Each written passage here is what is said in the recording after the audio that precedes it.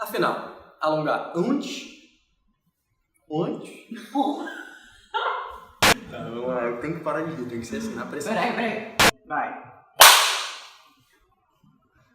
Não tem áudio, você sabe, né? Tá junto o áudio. Sei.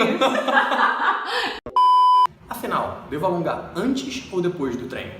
Meu nome é Rafael Lund e hoje eu vou responder essa pergunta aqui para você. Mas na verdade, antes de responder essa pergunta, a gente precisa pensar lá atrás, se você precisa alongar.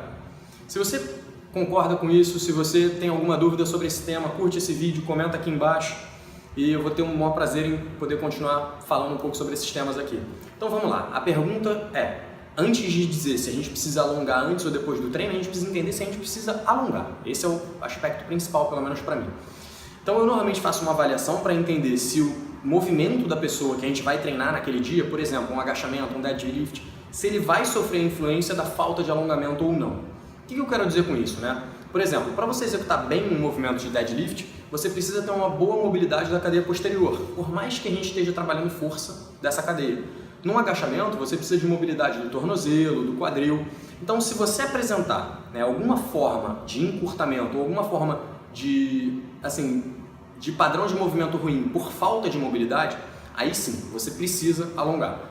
Ou seja, detectado que você precisa alongar, agora a gente precisa entender qual é o melhor momento para fazer isso. Então vamos lá. Se a gente detectou que você precisa alongar e o movimento e a parte do corpo, né, a articulação que você precisa melhorar o arco de movimento é uma que vai interferir no seu movimento naquele dia, talvez você tenha que alongar antes do treino ou usar alguma estratégia que não necessariamente precisa ser alongamento. Você pode usar, por exemplo, liberação miofascial, que vai aumentar o arco de movimento e não necessariamente vai prejudicar a sua força.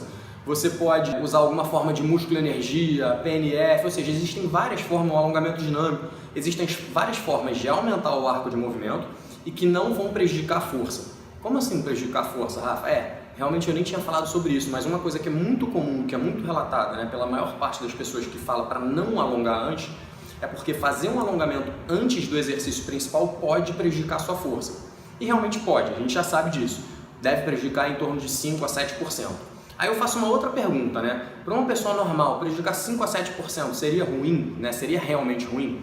Mas independente disso, eu particularmente prefiro evitar fazer o alongamento do músculo principal que eu vou treinar, a não ser que isso seja estritamente necessário. E aí provavelmente eu vou escolher alguma estratégia que não interfira na força.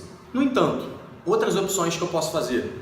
Vou treinar peito hoje, né? Se hoje é meu dia de treinar peitoral, pode ser um bom dia para alongar costas e vice-versa. Então vou até usar o exemplo de uma pesquisa do grupo da UFRJ que alongou peitoral e treinou costas. Um grupo fez o alongamento, o outro grupo não fez alongamento, só fez o treino de costas. E o grupo que alongou peitoral fez um maior número de repetições no movimento de remada.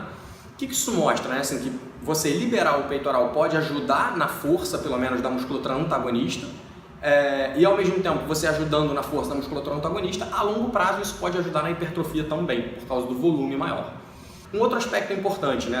Será que vale a pena eu alongar depois do treino a musculatura que eu treinei? Esse é um outro debate interessante, porque o alongamento depois do treino, ele pode, de alguma maneira, acabar prejudicando o que você gerou no treino. Prejudicando como, Rafa? Bom, digamos que você treinou um músculo. O que acontece quando você treina um bíceps? Você gera uma série de microlesões. Aí eu vou e alongo um tecido que é um tecido elástico. O que vai acontecer com essas microlesões? Elas vão aumentar mais. Então, aumentando mais, pode ser que você gere um processo inflamatório maior, pode ser que a recuperação precise ser maior. Isso, de alguma forma, pode prejudicar. A gente perde um parâmetro, né, que é o parâmetro do que você treinou e do que você espera que vai ter de repercussão metabólica.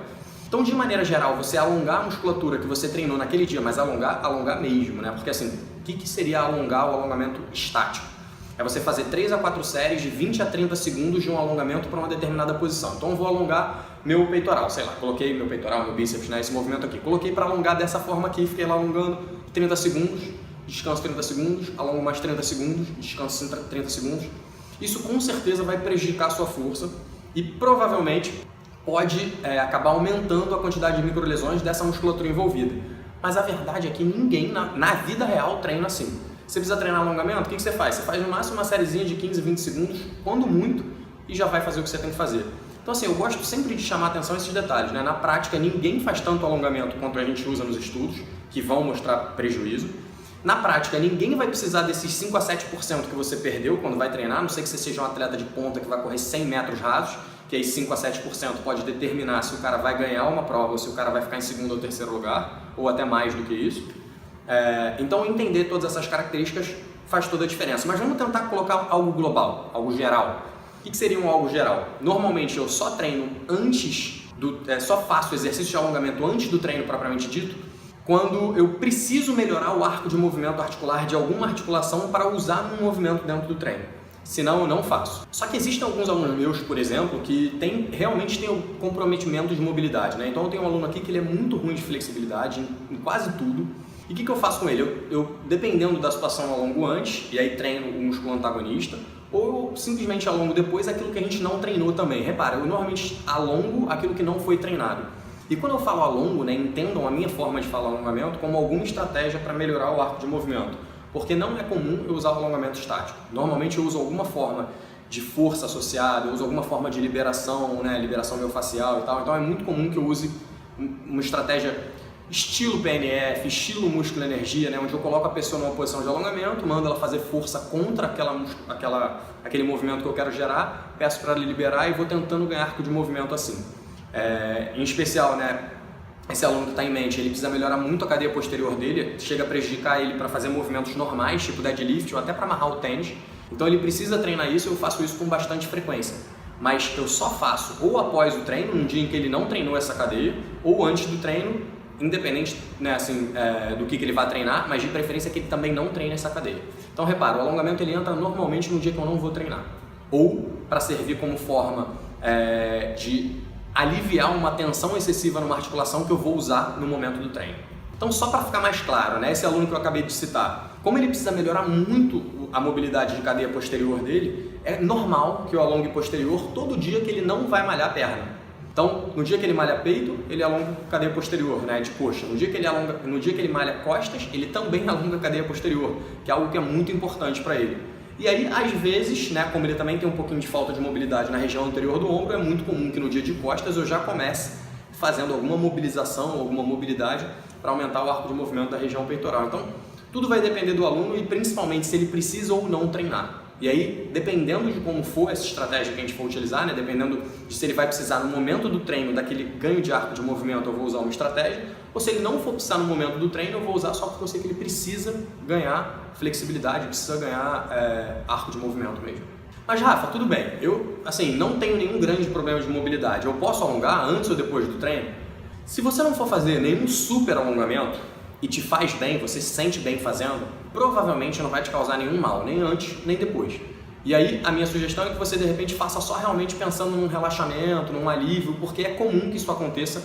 Por exemplo, a gente treinou alguma coisa de perna e eu quero dar uma soltada na perna. Eu uso sempre isso, Rafa, vamos dar uma alongada para dar uma soltada na perna? Não existe nenhum estudo que comprove que você realmente vai diminuir dor muscular tardia fazendo isso, que você vai melhorar a sua recuperação, não, mas algumas pessoas se sentem bem fazendo.